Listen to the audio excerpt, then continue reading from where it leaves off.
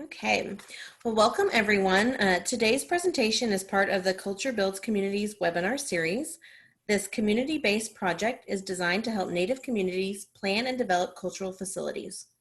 Culture Builds Communities is a project of the Association of Tribal Archives, Libraries, and Museums. Major funding is provided by the Institute of Museum and Library Services, the National Museum of the American Indian, and Margaret A. Cargill Philanthropies. Thank you so much for being here today.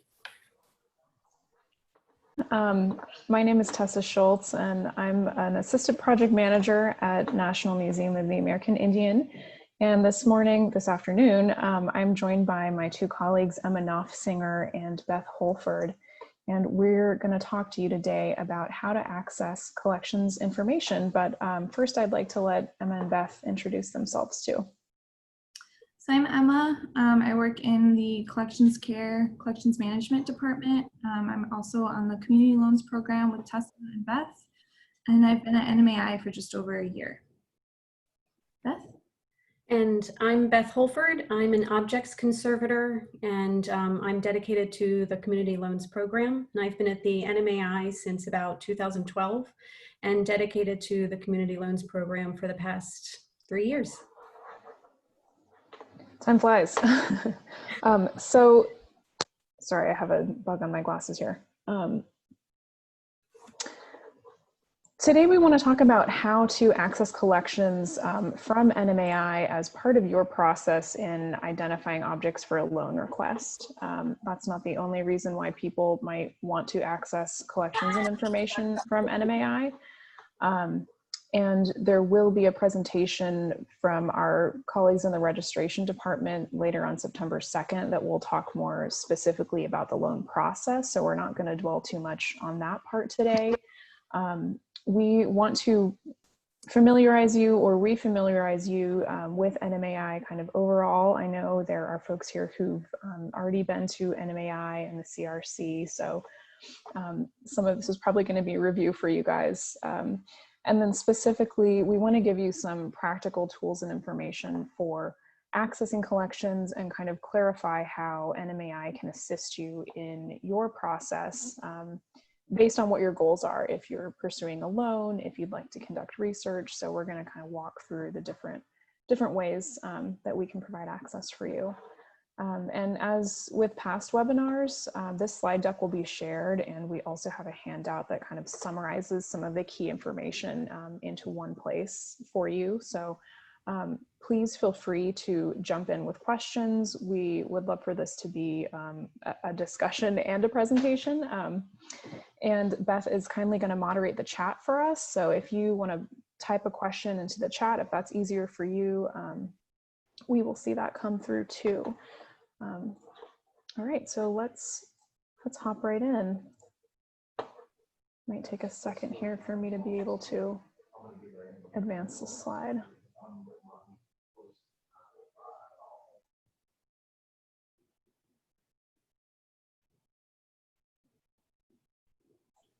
Okay, there we go.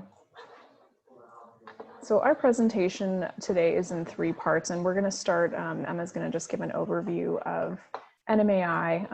As a quick reminder, we are part of the Smithsonian Institution, which is a museum, education, and research complex comprised of 21 units, and those could be libraries, archives, museums, Biological Research Center, and the National Zoo. So within that, NMAI, and I'm sorry in advance for all our acronyms, NMAI is one Smithsonian museum. And then even further, NMAI has 3 physical locations. So we're going to narrow our focus primarily to one of our locations that we call the CRC for shorthand, and that stands for Cultural Resources Center. So that is where our museum's collections are physically housed. So if you're interested in collections access, and especially if you're looking at pursuing a loan, you may need to visit or at least work with the CRC. So from there, we're going to talk about virtual ways to access the collections, which is the primary method of access that we're providing at this time due to the pandemic. Our focus continues to be on the safety of our staff and collections. Most of us are still teleworking right now, including the 3 of us on this call today. And we don't as of now, have a date when that might change. However, we still want you to be equipped with the information that you would need to set up an in-person access appointment. So we're going to go ahead and cover that too in the last part of this presentation.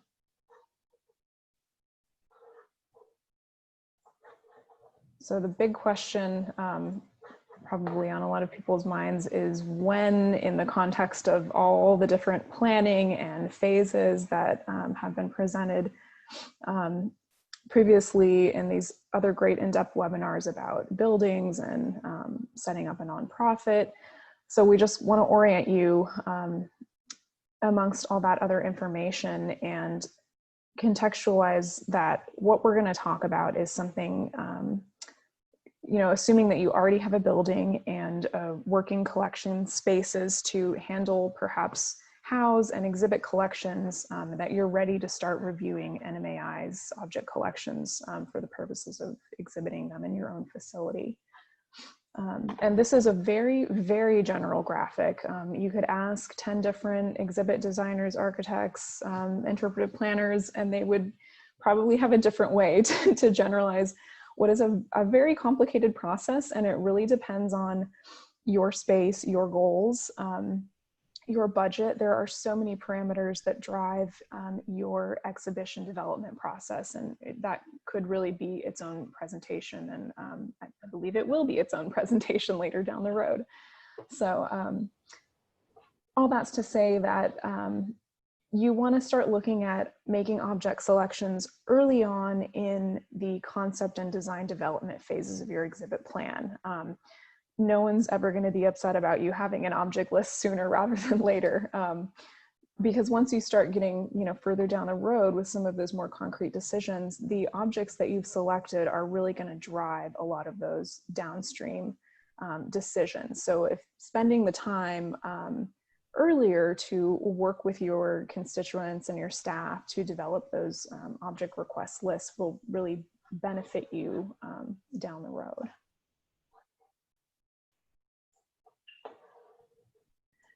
So with that, we can just jump right into the first section. As Tessa mentioned, we just want to provide some general background knowledge. I know NMAI has been discussed already in some previous presentations, so we'll try to keep this short but informative.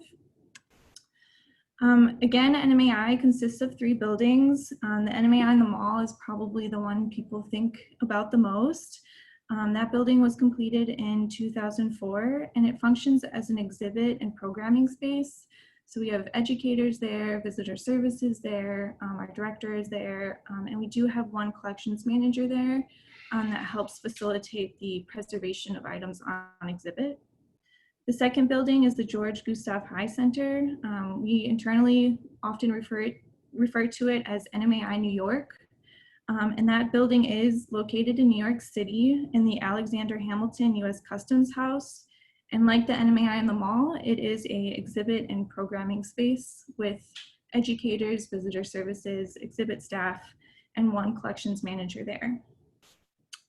The third building is what NMAI considers the heart and soul of NMAI because it is the home to the collections that are not on exhibit or loan. This building was completed in 1998 and opened in 1999. It is located in the DC area, but it is off the mall. It's located in Suitland, Maryland, so it's about a 30-minute drive from the mall. And just to note that NMAI is not the only institution within Smithsonian that houses Native and Indigenous collections. Those collections can also be found at Natural History and at NAA, or the National Anthropological Archives. And sometimes there's a few things at the Folk Life Center as well. And I believe you guys have upcoming webinars with some of those institutions. So just to focus on the CRC is home to all the departments that work in collections.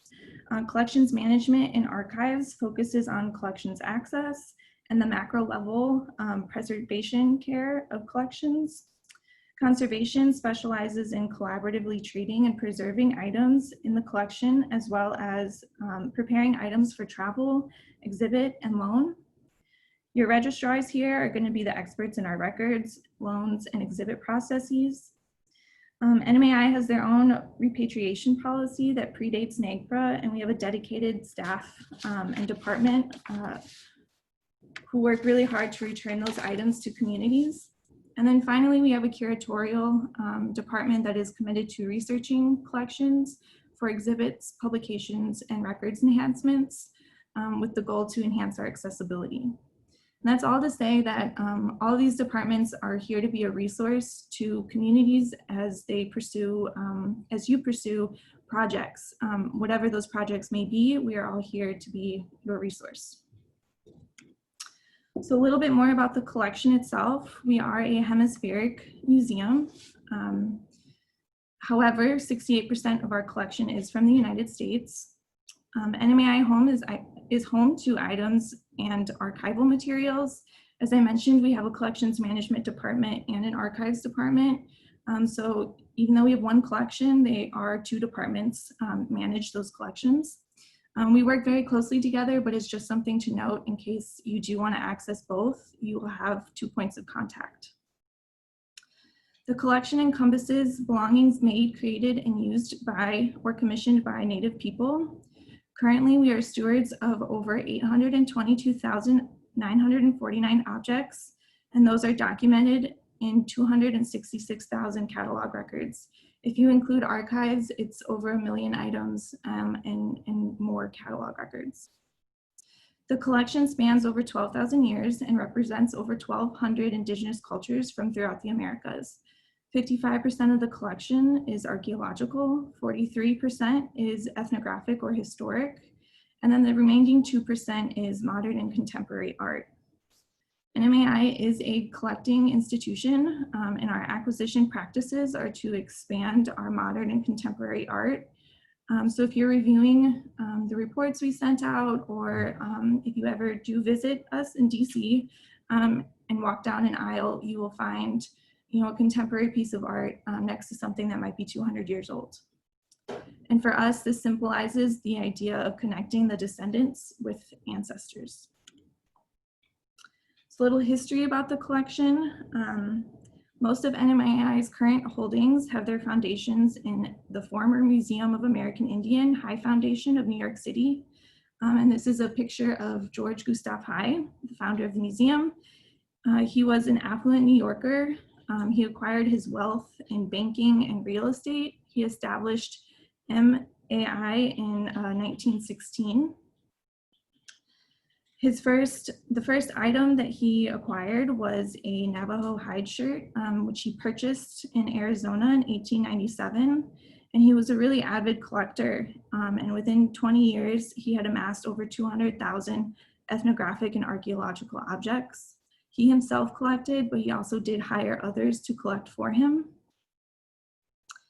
And essentially what happened was the Museum of American Indian came into some funding issues and some problems in the 80s. And at the same time, there was a growing support for a museum like NMAI.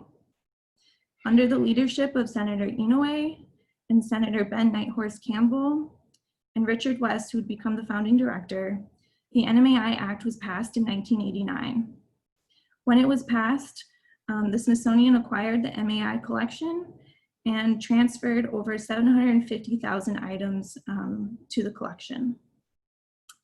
And I know part of this history involves the move from New York to Suitland, which is where the Cultural Resources Center is. And I know it's been already discussed in a previous presentation, so I'll just kind of summarize that project was enormous. It took place between 1999 and 2004. This is also the time in which we barcoded the collection, which has been really beneficial for being staff efficient, time efficient in collections access.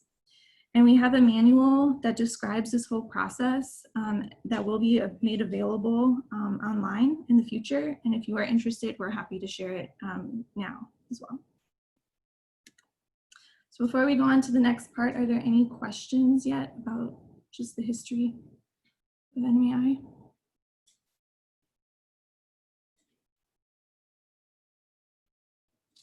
Okay, if there's no questions, I'll just keep going. So the first step to accessing collections is actually takes place at home.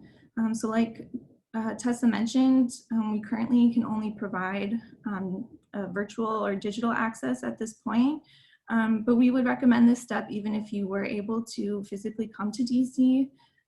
This step helps you kind of plan and prepare for what you might see or what your goals might be when you visit DC.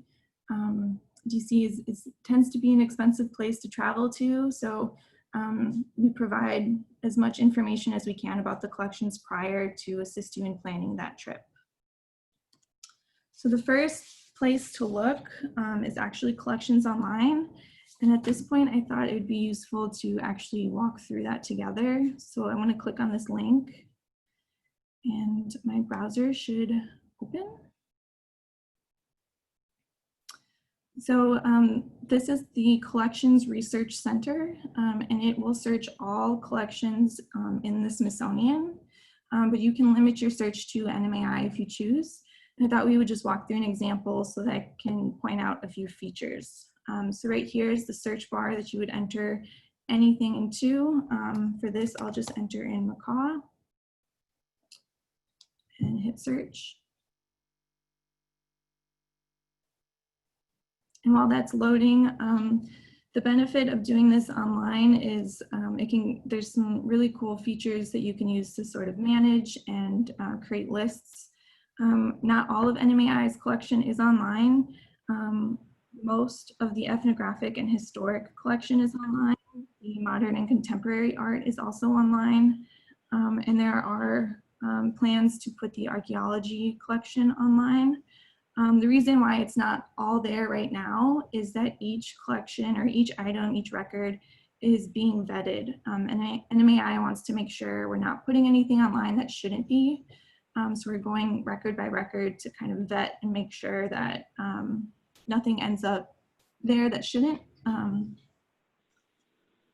But like I said, this can give you kind of an idea, and there's some features that might be useful for you. So onto the left-hand side, there's all these search options and narrow by. So if you click on the search options, you can limit your search to museum objects or library. There's a couple other limitations you can specify. And for this purpose, we can just look at museum objects. So you would just hit that checkbox and hit apply. And then you can see the total results up at the top. And like I mentioned, this search does do a search of all Smithsonian collections, and you can tell which unit an item is from by looking at this data source field here. So this item here is actually at Natural History in the Anthropology department. If you wanted to narrow your search just to NMAI, you can navigate down to the narrow by section and hit catalog record source. It can be kind of frustrating that this doesn't match this data source title, but and then here you can see, you can click on NMAI, but you can also see the counts. You can get a general idea of how much is where. And that could be useful if you are only able to come to DC for a certain amount of time. These numbers might influence where you go first or what you prioritize. So for this purpose, we'll just select NMAI. And then another narrow by category that might be of interest is this type.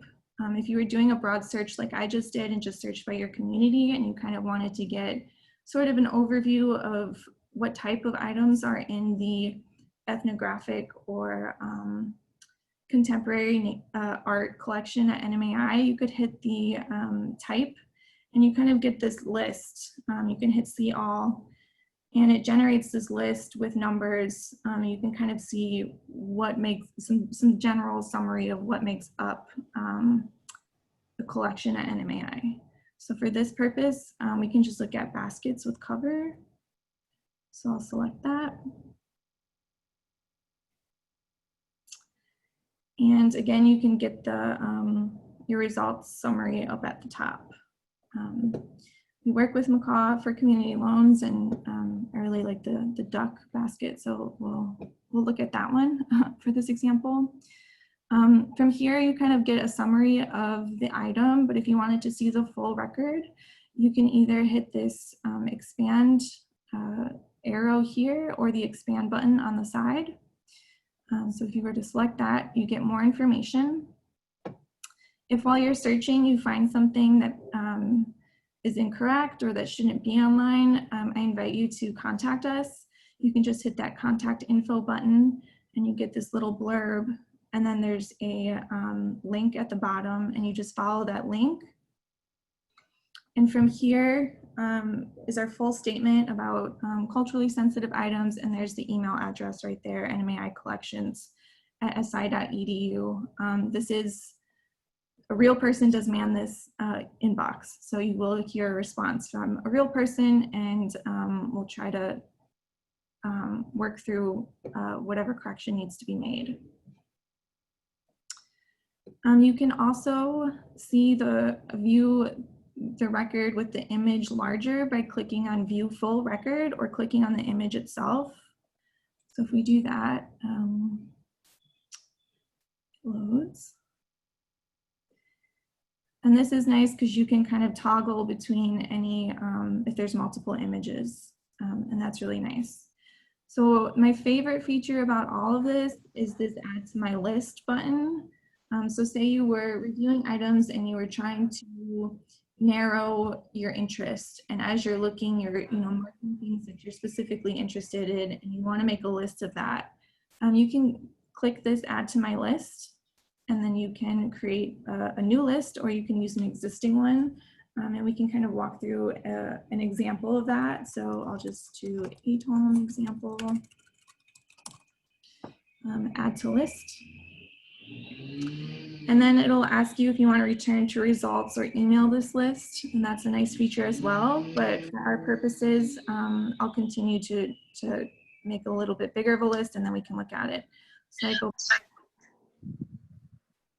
and then I'm going to hit close and go back one.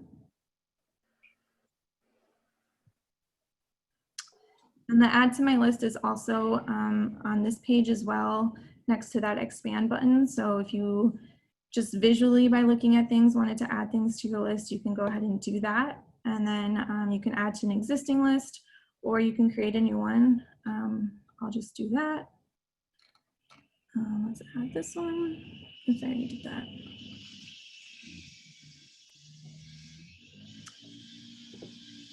And then if you want to access your list, you can go up to the right hand side up in the corner where it says My Lists. You can click on that and it'll list your lists. So we'll click the one that we created. And then from here, you can expand all of them. You can change your view to review them. You can also print the results, which is nice. And you can share. You can share on social media or by email. And that can be a really useful tool if you're looking at large amounts of records. So I'm gonna close this and return to our PowerPoint. Like I mentioned, not all of NMAI's records are online yet. So if you wanted a more comprehensive report, we can run one for you with our internal database. The reason why we don't make that internal database available to the public is, again, because of those culturally sensitive items, but also because our database is not the most user-friendly. There's a huge learning curve with knowing how to search within our database. So by requesting a report, we'll run that search for you and then provide you with a report. So to do that, you follow this link and you'll come to this page, and in the middle of the page is this collections report section. And there's two links there. Again, there's this collections search site. That's the site we were just on. But then there's this object collections report request. And if you click on that, it'll bring you to a new page. And you'll have to say you're not a robot. And then it'll ask you a few questions. So the first couple of questions are just asking, who are you? And we collect that information and report it. It's part of our collections access report. But then from question 3 on, it's going to ask you specifics about what exactly you're looking for, and we use those answers to conduct the search. You can go through this, and then you just hit I understand on question 9 and submit. And this will be sent to an email address that is, again, manned by a real person. And she'll be in contact with you if there's any questions about the search itself. She'll also be the one to mail you the report. There's a question here in 6, if you would prefer a digital file or a hard copy. We can print these out and mail them to you. Right now, it's kind of difficult to do that because we are working from home. So we don't necessarily have access to printers right now, but in a pre-pandemic or post-pandemic world, when we're back at the office, we will be able to print those for you and send them in the mail if you'd prefer that over a digital copy. So these 2 ways, the first, the collections online, the online search, again, will access objects and archives. But this request report will just access the items in our collection. If you are looking for how to access archives that way, there is a previous ATOM webinar or ATOM presentation that our archivist Nathan did in a previous conference. And here's the link to that. I won't play it, but he walks through how to access collections online. Hello, I'm Nathan Sowery. So, I believe we already shared reports with you, but just to summarize that those reports are PDF files. They have things like image and catalog information in there. This is something that you can request from almost all large museums. Most museums will have a collections management or collections information system.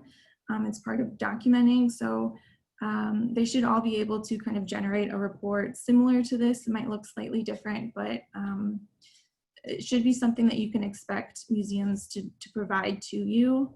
The only tip I have for navigating that is if you are conducting a search, you might requesting a search from another institution, you might request your specific search, but then make a suggestion of how to broaden that search. Searches are limited by kind of what is documented. So for example, we work with White Mountain Apache for community loans, and when they requested a report, they specifically said they wanted to see records of the things that are affiliated with their tribe, but also mentioned that affiliation is complicated and sometimes museums get it wrong. So they asked for a broader search as well of all Western Apache items in the collection. So that can be super helpful. And then I also wanted to just mention that we also shared these Excel spreadsheets, and those can be really useful when you're trying to digest a large amount of information. Those PDFs, you can't really edit them, so it's kind of hard to track a list, but you can use these Excel files to sort of do that. So this is an example of what one might look like. It has similar information you'd find on a report, but if you were, say, the project manager trying to make selections of items for a potential loan, you could use this and insert a column and say you can title it whatever you want, and then you could go through and say, okay, I'm interested in this one, this one, this one, etc. And then after you go through everything, you could use these little drop downs to either sort or filter, and when you filter, you hide all the ones you didn't select. So it can be a nice way to kind of manage some decision making in that process. Can be kind of complicated. I also want to just point out that we also provide a search matrix in our example. So like I mentioned, our searches are limited by what is in the database. So you should be able to look at our search matrix, and if there's anything, you can kind of see what exactly we searched.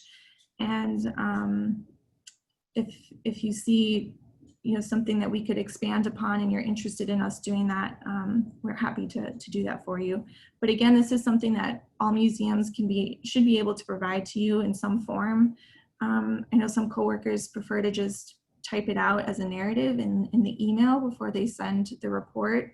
I'd like to just put it in Excel, but this kind of provides you information of how the collection was searched and how the list was created that you report. So just to return to our PowerPoint. Sorry, started from the wrong slide.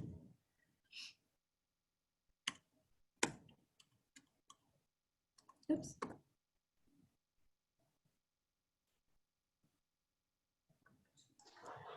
So at this point, before we go on to the next section, are there any questions?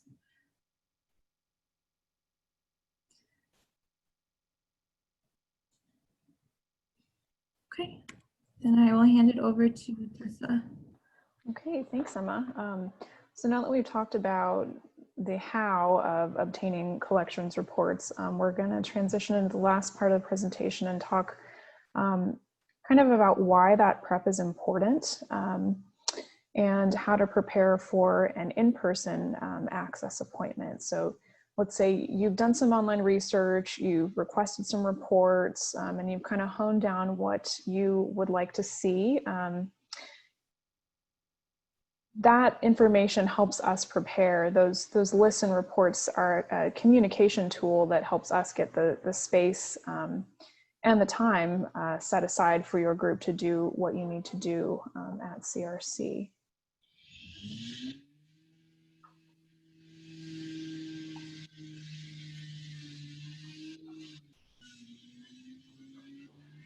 And you may have to advance that slide, Emma. Sorry, I'm not sure why it's not. Thank you. So as with requesting reports, we have an online portal for requesting in-person access. And anything that is not on exhibit can be accessed by appointment. Of course, again, that's all on hold right now due to the pandemic. And we have kind of two main types of access that we provide through the collections department, and those are generally tour appointments or research appointments. You, however, may be working with some other departments at NMAI and end up scheduling a collections access appointment in person without going through that portal. For instance, perhaps you're already in touch with the registration department about a loan and you want to set up a visit to review collections. The registrars may go ahead and book that appointment for you. And likely they will share that information back with the collections department just for our own information tracking purposes. But this is one point of access. It's not the only point of access. So I'm going to try and click on this link if I can.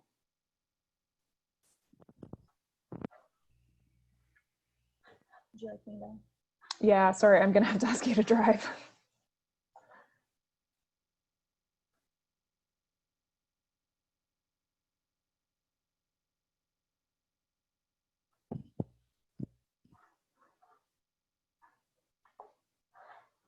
Thank you. So here at the right, we see these three kind of options in blue. We talked about requesting a collections report, and you'll see we have two different buttons for requesting a research appointment or a tour. The research request has a few more fields than the tours, which a tour tends to be more general. It takes about an hour to an hour and a half. You may request to see other departments such as archives or conservation. And it's just kind of a real general overview of the Cultural Resources Center. It's not great for a deep or comprehensive look at specific collections. And, you know, we'd like to look at materials from your tribe in the aisles on a general tour if possible. That depending on the size of the group and the amount of time you have, that may not be practical. So we'll work with you to develop the type of appointment that's right for you.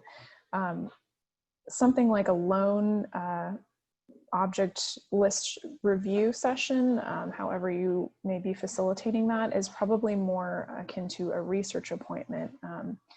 That usually involves the type of list that Emma talked about. You've already looked at and made a specific decision about what collections you want to see. And we call that a pull list because we physically are going into collections, pulling those items off the shelf, staging them in a space, and preparing the space for your visit. So those visits can be, are usually a little bit longer. They could be multiple days. And we want to go ahead and click on one of those links just to get a feel for what that looks like. Also going to verify we're not a robot.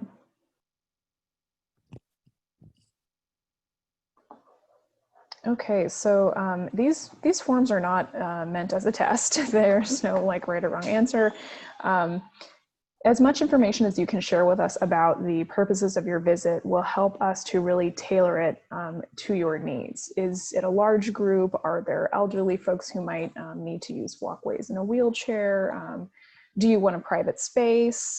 Is it a large group? Things like that really help us to plan in advance an appointment that is right for you. So just know that when you're filling this form out, like Emma said, it's going to go to a real person. If you have questions or you're not quite sure about, you know, your exact dates, for example, that's something that you can discuss when we actually make the appointment. So this isn't the be all end all of, you know, you pick 2 dates and your appointment has to be on one of those 2 dates. You can still work through some of the finer points with our staff. So let's pop back to the slide. Okay.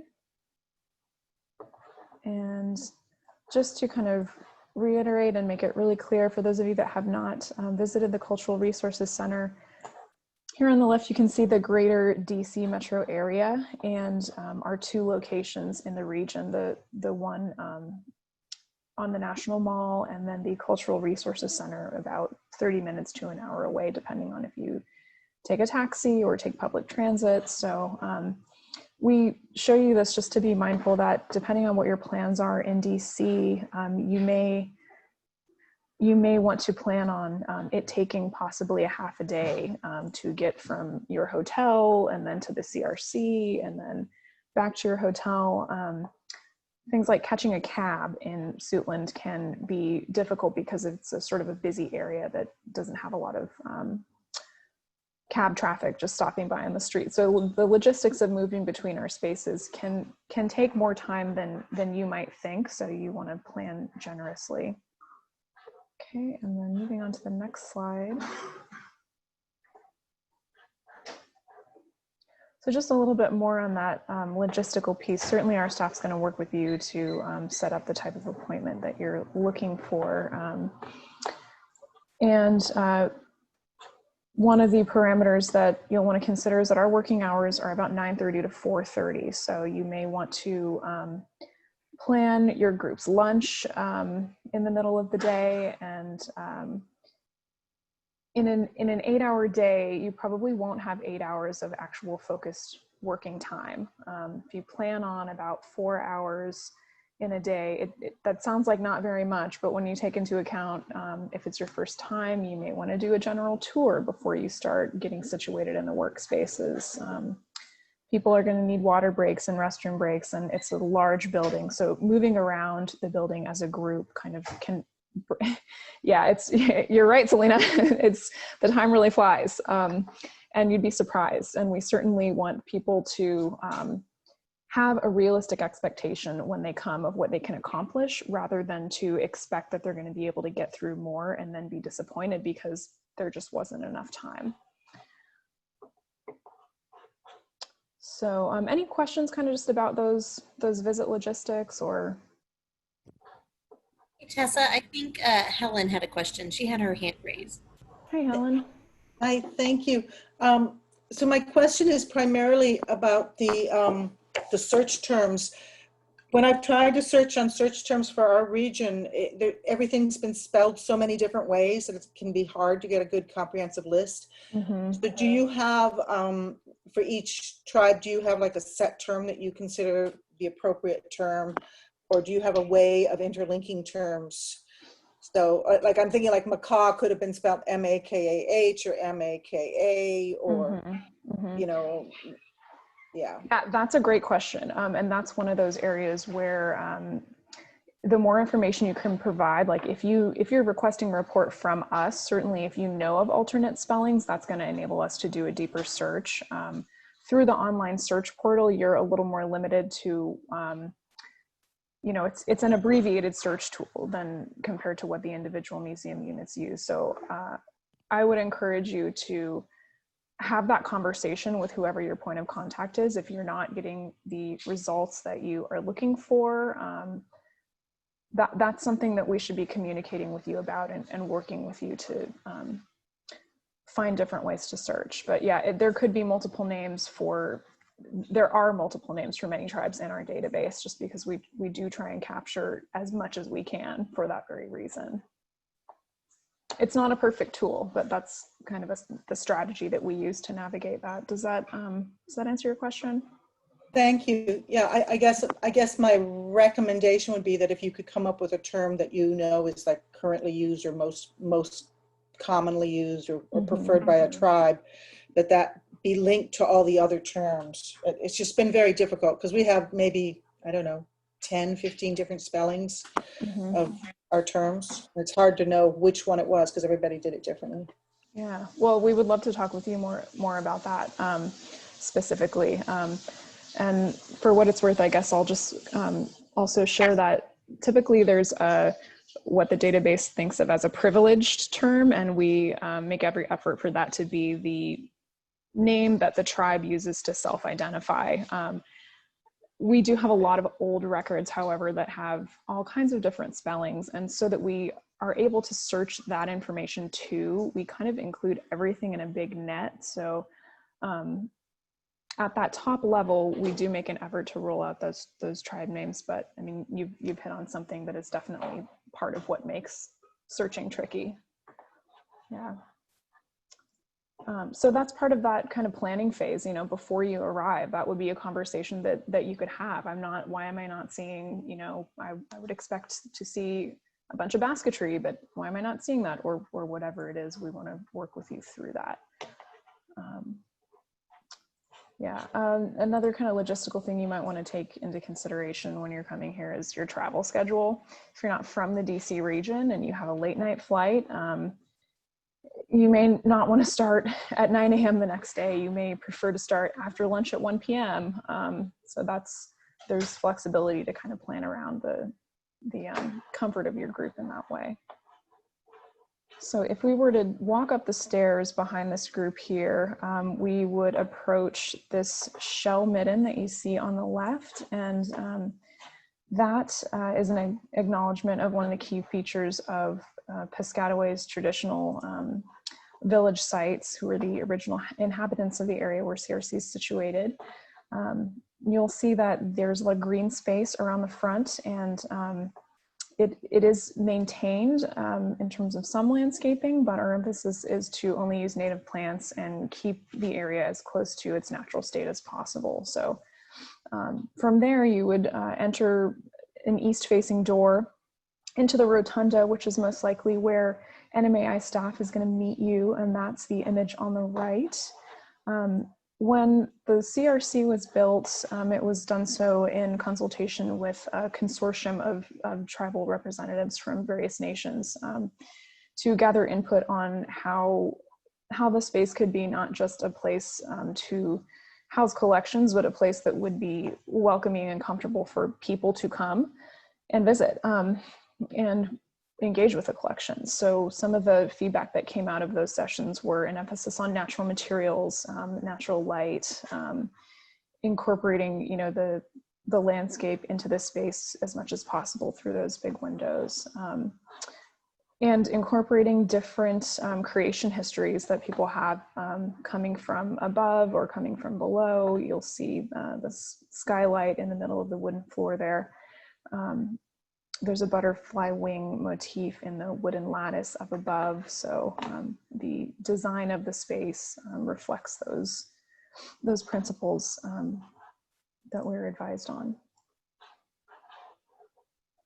Okay, so, and on the next slide, we're gonna make our way into these other parts of the building that NMAI has set aside 2 specific spaces for visitors and staff to observe their own cultural protocols, one indoor and one outdoor. And we refer to these as ceremonial spaces, which it might be a little confusing and is probably not exactly the right term, because it's important to acknowledge that these spaces are not actually meant to represent any one tribe's specific practices. As a hemispheric museum, that's not really possible to do anyway. What they are meant to be is a flexible space for you to use as you wish, with the assumption that you can have privacy there, unless you tell us otherwise. Some examples of things that you can use these spaces for are smudging before, during, or after different times in your visit. It's a place to share a song or a prayer or just some private reflection time with your group or individually. You may want to have a collections item accompany you in this space, and assuming that it can be moved and it will fit in there, we're used to accommodating that.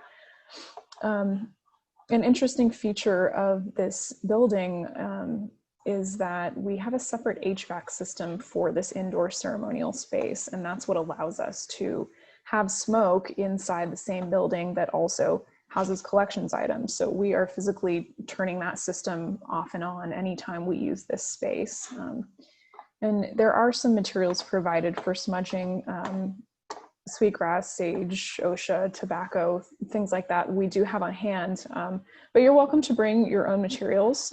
So just know that there are some materials there. So as part of a tour, certainly you would see that space. As part of an appointment, you may want to utilize that space a little more. So yeah. So moving on from there, we would go into the collections housing. This is the core of the building, literally and metaphorically, since everyone who works there, our work revolves around the collection in some way. As you can see, it's a vast space and it can be quite overwhelming, not just because of the size, but because of the nature of collections, the importance of the collections. And I think the image on the left really drives home the importance of working to refine your object list before actually coming to visit the CRC. There are many things that are stored way up high, for example, and if you're just casually perusing your tribe's aisles, you may miss them. You may not be able to, our staff might not have the time to get our equipment in there and pull things down from a shelf and put it on a table. So yeah, the carts that you see staged in that area, that's a lot of items, and we don't typically have that much sort of out and about, but it shows you what the space looks like from a bird's eye view.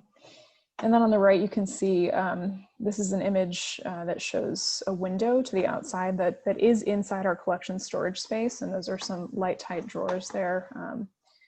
When planning the storage organization, we did take into account items that would not be damaged by the natural light filtering in. And those windows have UV glazing on them as well, so that's another safeguard. There are 3 levels to this space, so what you see here is sort of the main level. There is a mezzanine above, and that's where South American collections are stored. There's a level below with the archaeological collections. The storage scheme here is by tribe and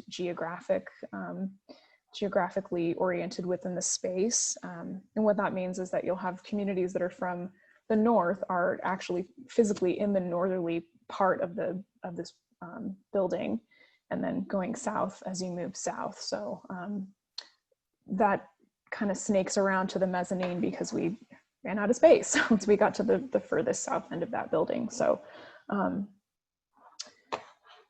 one thing to note is that there may be exceptions to these storage schemes. Some items are just too big to fit in a cabinet, such as a boat.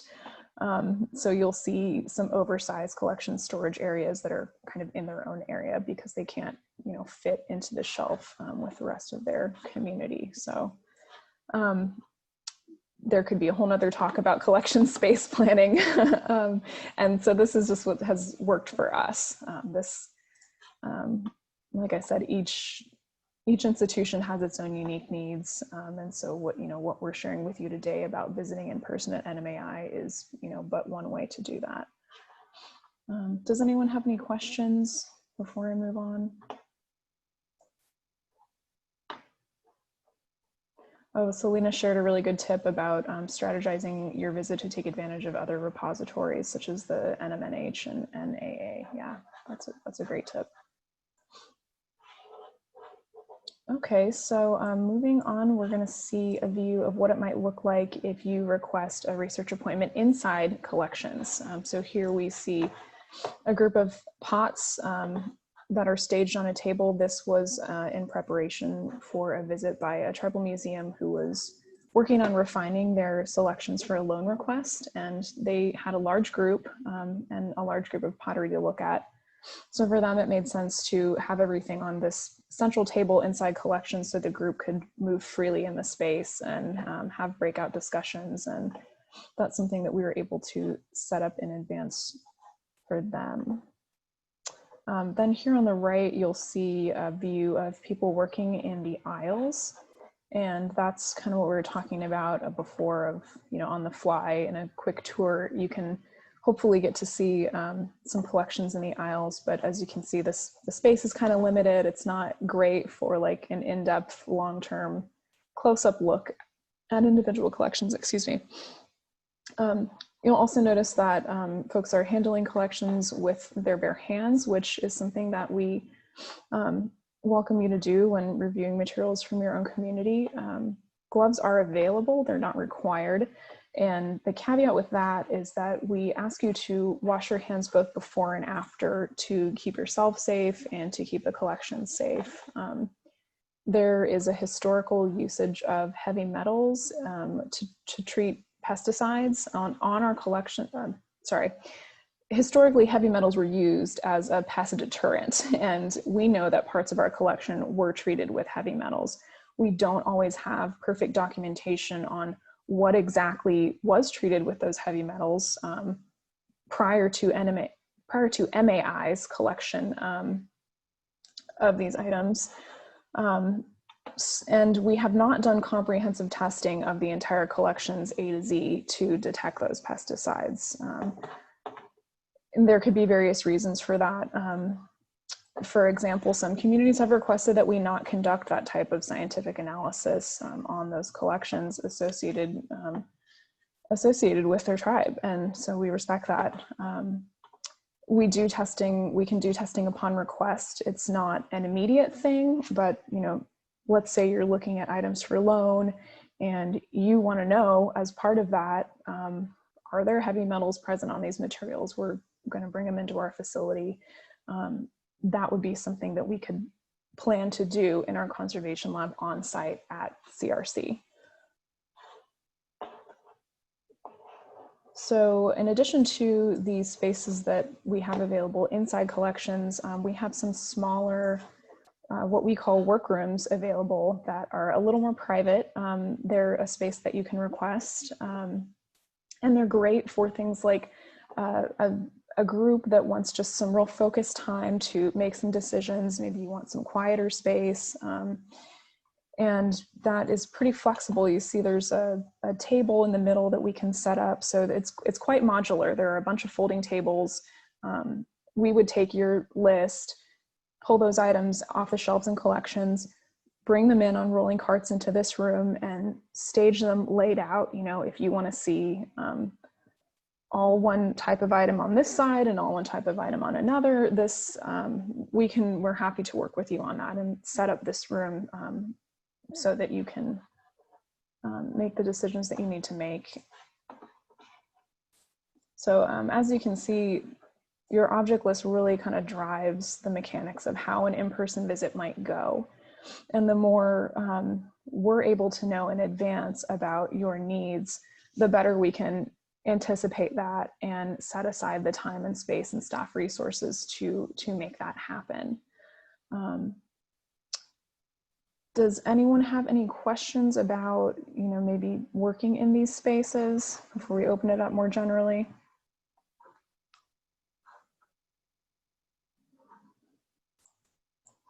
Okay. That was a lot of information to share with you guys. So thank you for being with us here today to go through it all. We're going to share this presentation and the handout that I mentioned, as well as our contact information. So if something comes up that you wanted to ask today and it occurs to you tomorrow, please send us an email, and we're happy to talk with you more. All right, thank you so much, Tessa and Emma, for that presentation, and Beth for your help with the chat. Does anyone have any questions?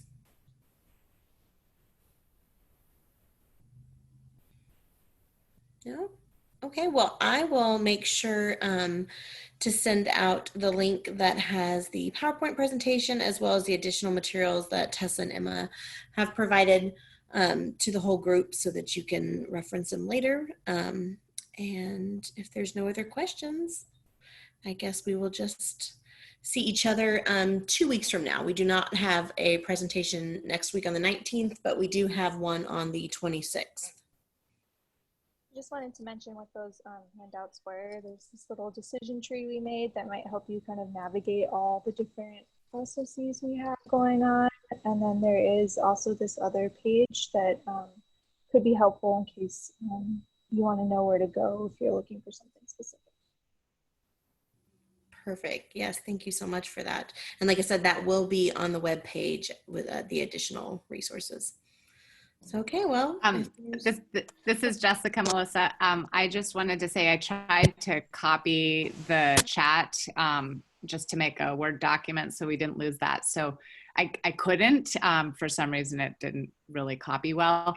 So if you can make sure to give us that, that would be super helpful. I know there's some way within Zoom you can save the chat information.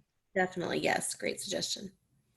And thank you so much to the presenters. You did a really good job clearly explaining a very confusing system and provided lots of good recommendations down to the very personal tips of travel being challenging within the city and don't plan on 8 hours of research, et cetera. So thanks for being so realistic because that helps when we plan a long distance trip from somewhere far away to make sure we're not having unrealistic expectations and that we plan to be there long enough to get the information we really need to get. So thanks so much for that kind of real presentation. We want you to make the best use of your time. So yeah, help us help you. Well, it looks like we have one question. Susan asked if there is a charge associated with the loans. No, typically the borrower would pay things like shipping and packing and crating, and that's kind of standard throughout, various museum loan arrangements. But as far as a fee for actually borrowing the collections, no. All right, great. I have a question about the loans because we tried to borrow some stuff from Philadelphia and they required a specific shipper. They had very tight requirements and it ended up being tens of thousands of dollars for 5 items. So I guess, is that true as well for you? We would probably ask for what's known as a GFR, a General Facilities Report, as a starting point to talk about the museum environment. Being situated inside Smithsonian, our mandate is to the public to provide access and information, but also to steward the collections. And so we would probably exchange information about things like temperature and humidity and casework security and things like that.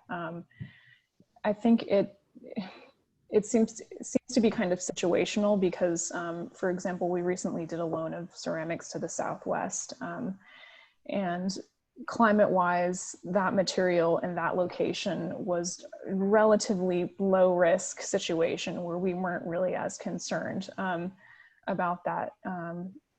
If we were lending, very old, fragile works on paper into an environment that was very humid, and we were concerned about that, you know, would be something that we'd have to work through.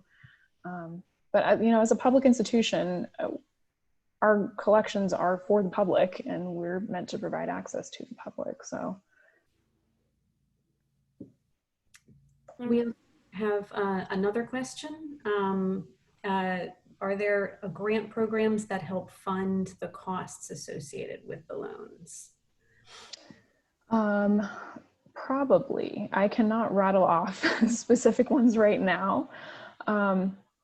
But yeah, cost is definitely a factor when you're talking about packing and crating and shipping, and then you have this list of specific requirements from the lending museum that you're trying to meet. Often, like, the dollars can start to accumulate. Some of the good resources for grants would be the NEH, the National Endowment of the Humanities, NEA, National Endowment of the Arts, as well as IMLS. IMLS has, they all actually have small grants as well as larger grants. So they like to help out small institutions. So it's always worth taking a look. They're constantly changing the grants that they offer. So it's good to constantly go back to their website to see what they have. Right now they have a CARES grant. That's the NEA is providing a CARES grant, which is assisting with COVID relief. And it's a pretty broad grant. So if that's something that's current right now. So if you're looking for a grant currently, that's something you might want to take a look at. But they're always changing, so it's always a great idea to look back at their websites to see what's available. And Cynthia's reminding us in the chat that there will be another presentation specifically on loans in September. So perhaps we can talk internally a little more on some of these specific questions in advance of that too. I had a quick question. We were back there in February, and we had the pleasure of meeting your librarian and those of the staff that work with the archives. Do you guys have, through the database, is there access to what you guys have in your library materials? Because I remember them being pretty extensive in regards to what you do loan, or maybe you can send digital copies to us if we want to have access to some of that stuff. So here's an instance of Smithsonian particularity, which is that the libraries are their own unit.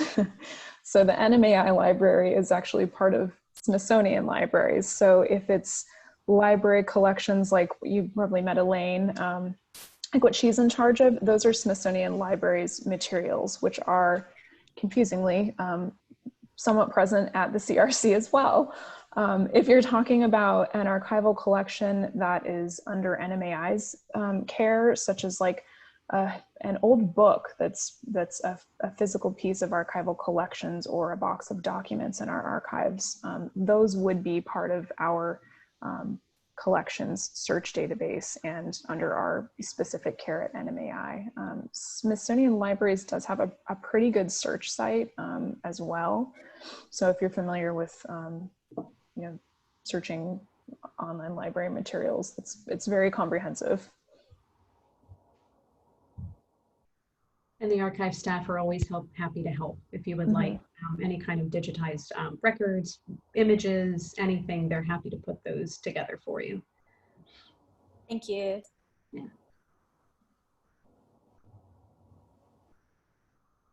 All right, any other questions?